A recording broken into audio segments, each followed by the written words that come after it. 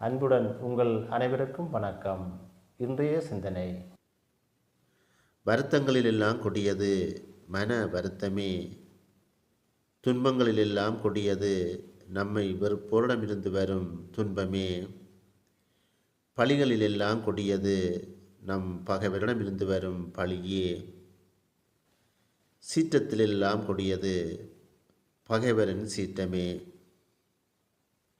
வருத்தங்களிலெல்லாம் கொடியது மன வருத்தமே, துன்பங்களிலெல்லாம் கொடியது நம்மை வெறுப்போரிடமிருந்து வரும் துன்பமே, பழிகளிலெல்லாம் கொடியது நம் பகைவரிடமிருந்து வரும் பழியே, சீற்றத்திலெல்லாம் கொடியது பகைவரின் சீற்றமே.